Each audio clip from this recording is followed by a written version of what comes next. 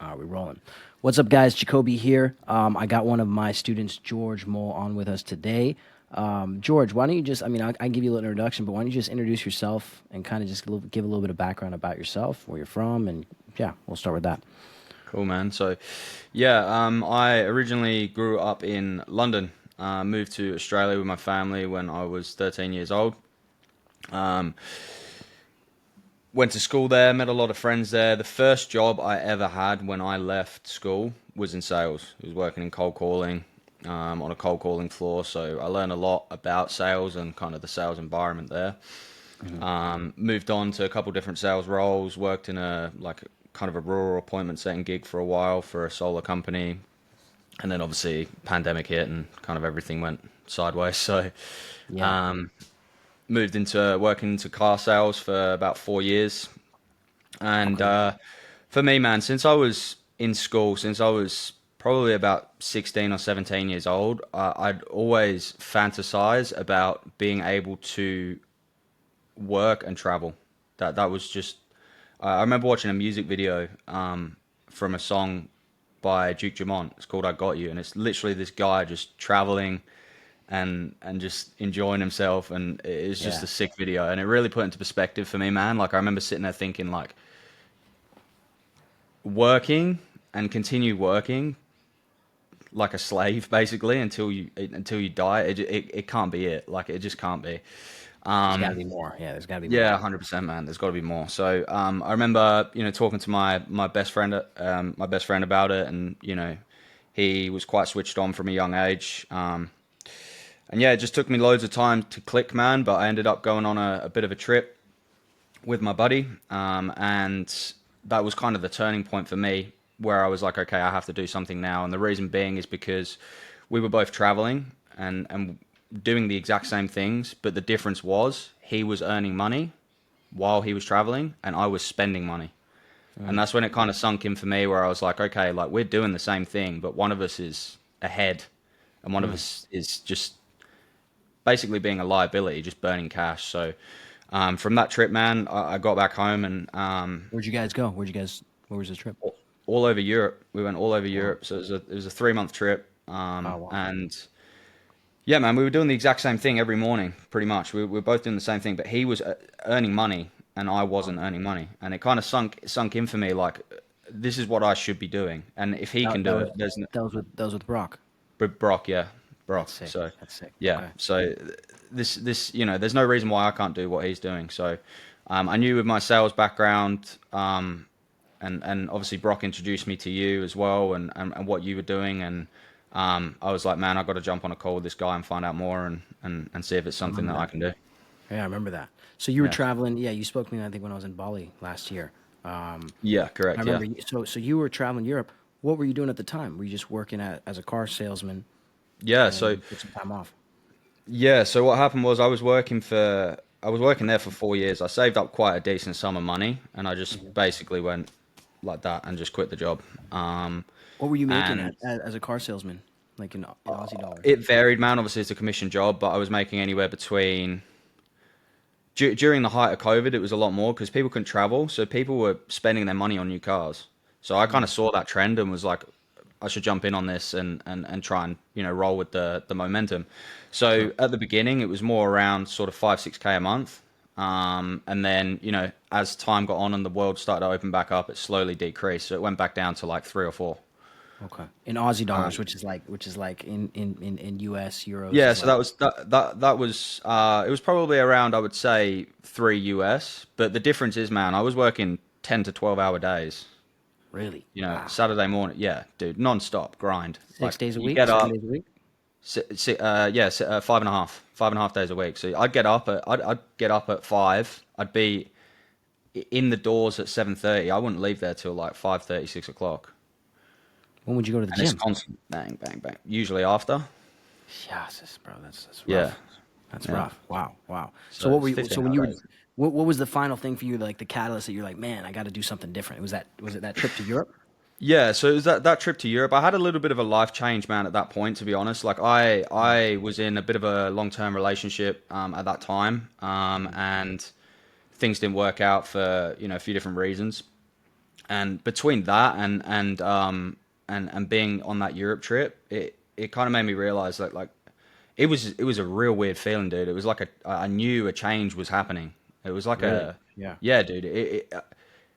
Although with that Europe trip, I spent a lot like I spent a lot of money not earning anything, but I would say that trip like kind of changed my life in a way because it really put everything in perspective for me at like Mm. where I was at and where I wanted to be and that gap in between. I mean, we talk about this all the time, right? But Yeah, that gap in absolutely. between where you want to be and where you're at, and like, man, I should be trying to get here. I should be doing everything I can to get here. Like, I'm in Mm. my 20s, man. I should be. You should start taking stuff seriously, you know. Yeah, because So, what's the alternative, right? What's the alternative? continue doing what you're doing. So I mean, for me, man, it was like there was no, there was never a second option, man. For me, it was like, Yeah. why would I not? Even if it takes me years to find a way to make money online, to have freedom, I'm gonna do it. I don't care. Like that's how Yeah. for me, it was like it was there was no other way.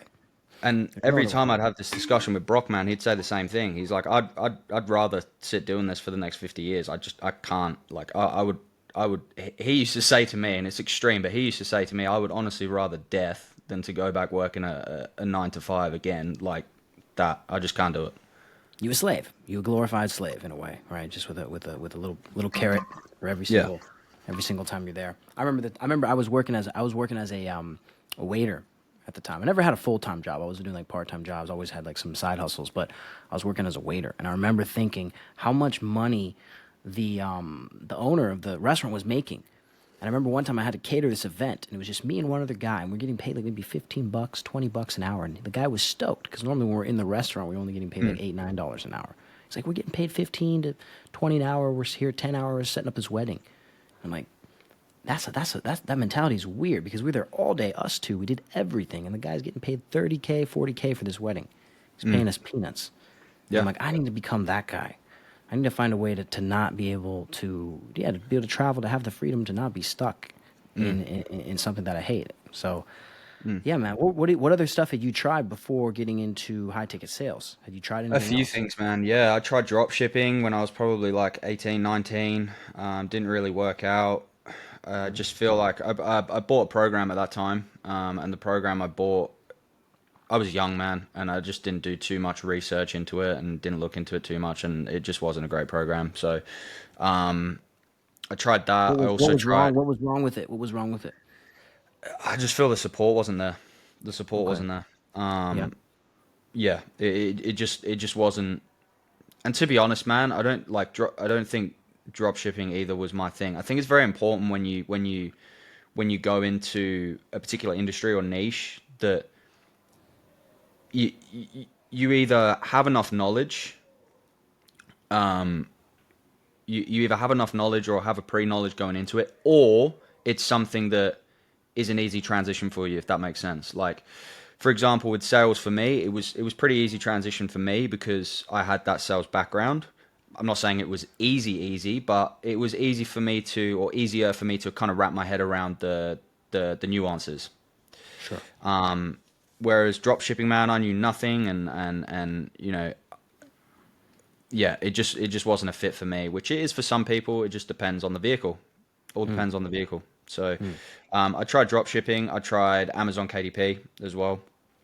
And yeah, man, it's just some worked a little bit, some helped a little bit, but it was never anything that was like, okay, this is set you free. Like Yeah. sales was like the quickest way, in my opinion, to make money online is through high ticket closing or high ticket sales. It it can literally change overnight like that. So I agree. I agree. Yeah, I mean, obviously, drop shipping, all these other business models, ways to make money online. You're learning multiple skills, right?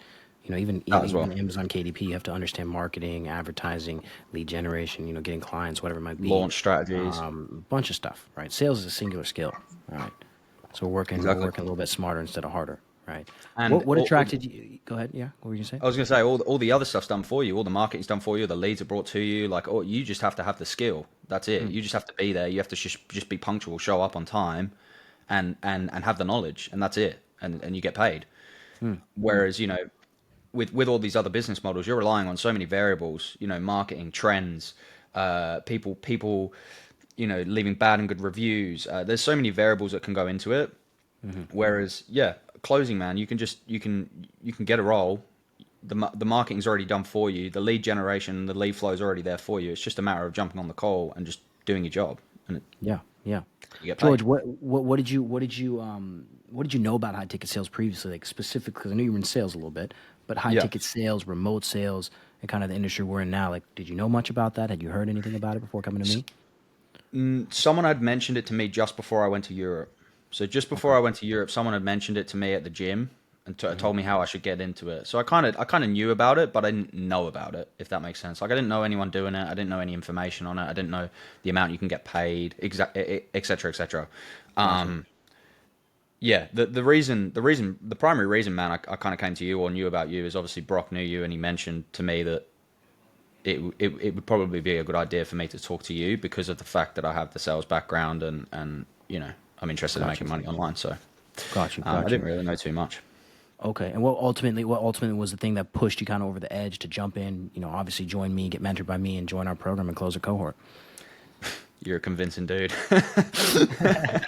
No, man. Honestly, like when I jumped on the call with you, man, like I kind of was already in. I mean, we joke about it all the time, right? Like Yeah. I was already in before I jumped on the call with you. So there wasn't really anything singular that kind of made me think, oh, okay, I need to do this now. I already knew going into it, like this. I mean, you say it all the time as well. Risk takers are history makers. So I knew I needed to jump in something. It's kind of similar to my move over here in Paraguay. I knew you just have to take a risk sometimes, and it pays off, or you go again. And I knew with you, man, when I was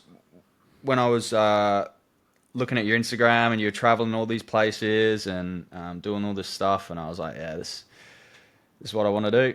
That's a life. That's a life we need to get for Yeah, George. Yeah, that's that's cool, it. bro. Yeah, That's cool. What yeah. was maybe something? What was maybe a reason or something maybe where you almost didn't join, or maybe you were hesitant a bit? Was there anything? I think and it's the same on these sales calls, right? Like when it comes to the crunch point of someone having to make the investment in themselves, it's either fight or flight for a lot of people. So everyone comes to that crossroad. I feel when it comes to the point of taking a bet and investing on themselves, and they either decide to not do it out of fear and comfort, or they decide to jump into it and do it because like where else are you going to go? Like you were saying, right? So for me, I got to that cross point and I was like, okay, I either continue. I'd already, as I said, I already made my decision. I was like, I got to do this. I got to because if I back out, I'm just never going to do it. So Hmm. there was nothing really holding me back, man. It's just reaching that crossroad of fight or flight.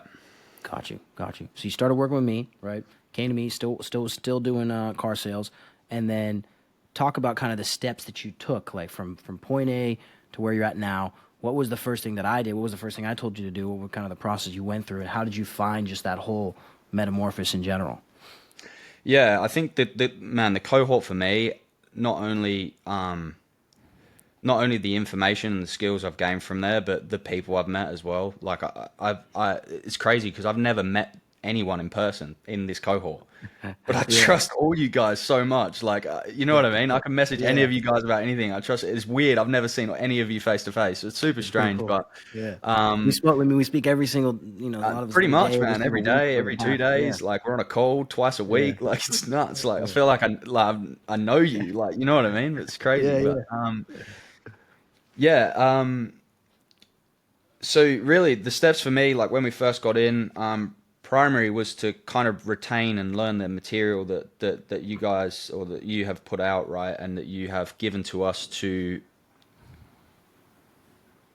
For me, it was kind of about rewiring my brain a little bit. Mm, I wanted to be a sponge and get the information that you guys that you'd set out for me, and rewire my brain and just be a student. And I think that's important as well because when for me when people are salesmen, there's a little bit of ego involved, somewhat. So it was important for me to come in, be humble, and learn the material. But for me, man, it was a grind. Obviously, I was still in Australia. I was still working a 9 to 5. I was getting up for the coaching calls at like 2, 3 o'clock in the morning every I remember that. week. Yeah. Yeah, jumping up, like looking like absolute shit, You tired. should, I mean, you deserve it, bro. You grinded. Yeah, I did. That's what you got Yeah, to do. Yeah. yeah, You did it. exactly. Yeah. So, yeah, the You're process was very awesome, coachable, man. bro. You're very coachable. I appreciate it. I appreciate it. Yeah. You got to be, like I said, you're a student, right, all the time. So, there's always someone that knows more than you. So, yeah, it was, like I said, man, the material. What was your question? Kind of what steps did I take? Yeah, just kind of like once you started working with us, what was kind of the steps that you took step by step? What was the first thing I made you do? And then how did you Fast. find the initial process? Yeah. Well, Fast. The yeah. first thing was fast. So I think it was a 2 day fast, It's a 2 day or 2 day 3 day, fast. two Yeah, day. two So day yeah, it was a fast. 2 day fast, which I mean, yeah, it makes sense, man. Like if you look up the benefits of fasting, it makes sense. So it was a 2 day fast, and then just going through the material and getting a good basis of and getting a good skeleton of what high ticket sales is, the process in high ticket sales, Mm, and why it's different to ordinary corporate sales. It's the same, but it's different, right? It's not something you can learn on yourself. You need a mentor. You need guidance to ensure that you're on the right track with it, because there is a process. mm, And then from there, it was just practice, man. Just jumping up, practice, mock calls, jumping on with people, sharpening. Because it's all well and good knowing the skills. You need to know them off the back of your hand. So, yeah, it was about practicing and getting better and improving. And one thing, man, that I think was super valuable for me from this cohort was and still is these coaching calls that happen every week, because a lot of programs you jump into, it's here's the material, have fun. Whereas with what we do here, or what you've put in place, it's we're still jumping on and we're still training every week. We're still evolving every week. There's still mm.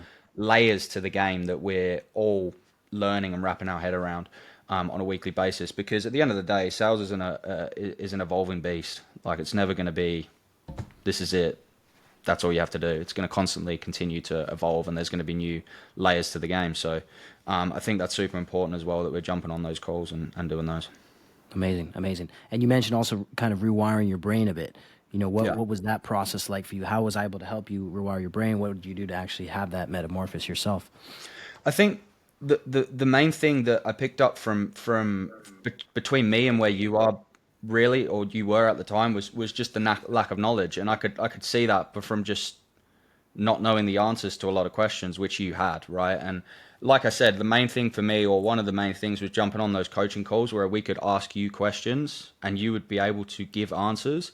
And then once we got those answers, practicing on those mock calls and then revisiting that the next following week. So consistently, you were helping us ensure that not only did we learn the information, we retain the information, practice information, and then it gets to a point where it's just muscle memory and you know it. And Mm, then you continue doing that with different areas of the sales call, the closing call, and you just begin to improve and jump barriers and barriers and barriers. And like I said, there's so many layers to the game, man. And you get to a point where you know what you're doing, but then you're still learning information and you're still mm, getting better and you're still mm. improving. So I think Yeah, what we do and how all these coaching calls are different in a way that we're learning new information and new layers to yeah. the game. Yeah, obviously, man, this is an evergreen skill. Sales is something you have to practice every single day. You know that. Yep. Um, obviously, going through the modules are great. The 20 hours plus of module content's amazing to watch. But the way you dialed in the skill of sales and high ticket sales specifically is the mock calls, right? So Yep. that's really part of the, obviously the part where you really grow is learning how to do this, practicing with an accountability partner, with other students, Community. recording those, having the community, right? And then we review those every single week. We do role plays, live role plays, put you in situations where you can overcome objections and, mastering the sales psychology, understanding tonality, pacing, all the aspects of becoming a good, high level kick-ass sales, closer. Mm. And so, yeah, I guess what was for you through that whole step-by-step process, the entire roadmap that we go through over the 8 weeks, what was the most helpful part of the whole process of, working together with me, would you say, if you had to That's a pick out great one thing? question. That's a great question, man. That's hard to pick one thing.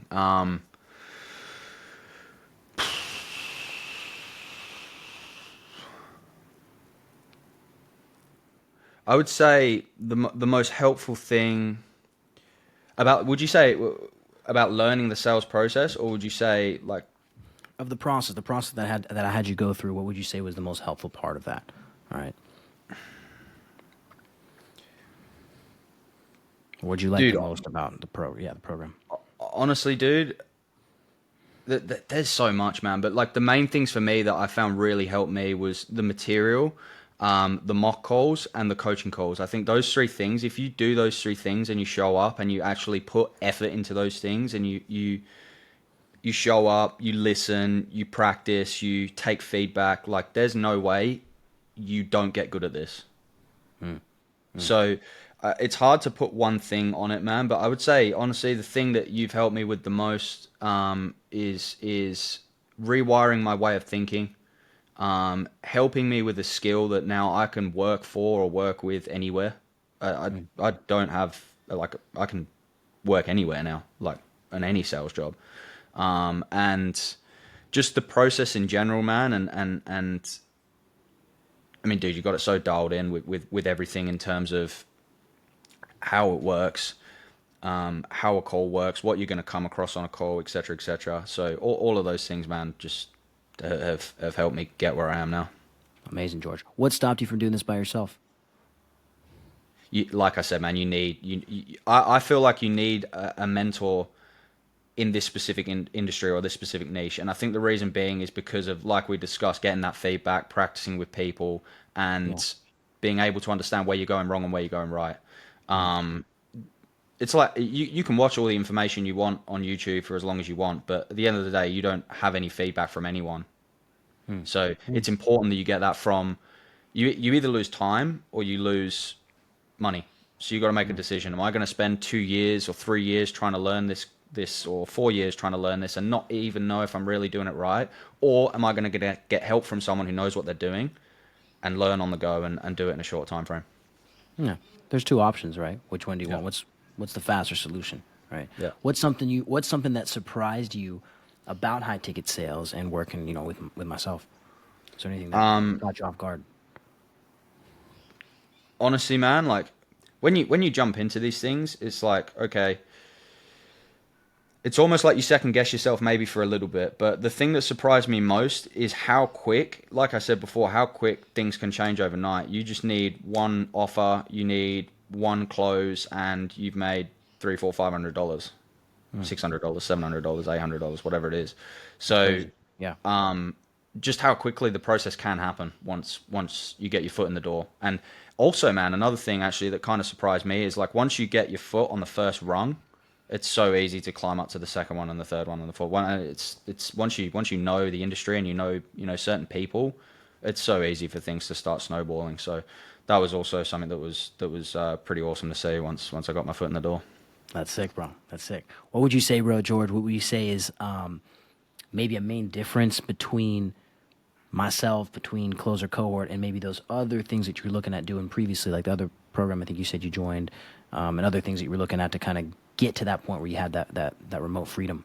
The community, the accountability, I think are the two main things. Like, the community for me, man, super important. Like, I text Anna, I text people in the group all the time. I still text Jacob all the time. Like, and just having that community and having friends and people that care about you is important when you're doing any kind of mentorship or any kind of mentorship. You need people there that actually give a shit about you, right? And Mm. it's easy to fall into one or do one where no one really gives a shit about you. So I Or think you're just a number, right? You're just another number. you're just another person with a credit card. So for Mm. me, it was honestly refreshing, and I knew I was in the right place when I had those people around me that were keeping me accountable and that cared about what I was Amazing. doing, how things were going. People would ask me, how's work going? Like, I don't know these people. You know what I mean? So just having Yeah. that, like having those people that care about you in that way, Yeah. and making sure that they know you hate your job and where you're at, and like you're doing something about it. it yeah, it's important. It's super important. Yeah. That's awesome, bro. And look at you now, man. You left Australia, living in Paraguay, fully Yeah, free. And then yeah, that's it, man. the big question, man. What kind of cash you doing now from high ticket sales? Yeah, so I started off, well, if we can put it into comparison, right? So when I left my job in Australia, I was doing around, let's say for argument's sake, maybe 4K a month Aussie, right? Mm, So it wasn't a lot at all. mm. In January, I did 7K US profit, Incredible, bro. so close to 11 Aussie. February was 8K, 8.5K Aussie. So That's double what I'd amazing. make in Australia. Well, over yeah, double what I'd make in Australia. And dude, I'm honestly, but don't tell my sales manager, I'm working 4 or 5 hours a day right now. I'm like, Let's go, you know, bro. Let's go. That's sick. it's That's sick. crazy. So That's sick. That's yeah, sick, bro. Yeah, yeah. living life, eating tomahawk steaks. Man, that's the thing as well. It's so cheap over here. I'm spending nothing. Let's go, bro. Let's go. Cool, man. I got one last question for you, bro. Hit me. And then you can maybe if you want to give a little advice or anything to any of the, anybody. But the question is basically if anyone's on the fence, right? If you're maybe speaking to yourself a year ago, what would you tell them about high ticket sales and this whole process and metamorphosis you've gone through? Yeah, I would say the main thing is that you need to realize that no one is coming to save you. You need to bet on yourself and you need to make a jump, right? The worst thing that happens is you learn. You don't fail, you learn, and then you Mm, try again. There's many entrepreneurs, many people, many closers that tried things 1,000 times, like yourself, your own story, that tried things 1,000 times before they got it right. Um, you need to you need to hate your situation enough that there's no other option for you. And in terms of making the jump, no one's going to do it for you. You can take a horse to water, but you can't make it drink. So how bad do you want it? yeah, baby. Let's go. Nice, man. That's sick. That's sick. That's sick. Cool. Yeah, that's all for me, bro. Do you have any last words? Anything else you want to say? No, man. Just thank you for being a legend, pretty much. Of course, And man. yeah, anyone that watches, man, I would just say, just like take a bet on yourself, just make the jump. And the worst thing you're gonna do is you're gonna be, you're gonna learn. You're gonna be in the same position you were before, and then you're gonna try again. Hmm. And it all comes down to the individual, man. You can no one can help you more than yourself. So Sick, man. Cool, cool. And if people have more questions or they want to reach out, where can people maybe be able to contact you or find you? yeah, man, you can find me on Twitter, or you can find me on Instagram. So my Instagram is underscore George Mole underscore, or my Twitter, which I don't actually, I should know, Well, we'll should link. know my We'll Twitter put in the tag. links. We'll put in the links. No worries. Easy, Yeah, we'll get you in the no link, worries, bro. man. But yeah, anyone Cool. can send me a Awesome. message, any questions. I'm happy to answer them. I'm happy to help. Love it, George. Thank you, bro, so much. Appreciate you, bro, coming on and just sharing a little bit of your story and kind of the process that you've gone through. Yeah, Yeah, man, that's it for me. we'll keep crushing. Cool. All right. Cheers, bro.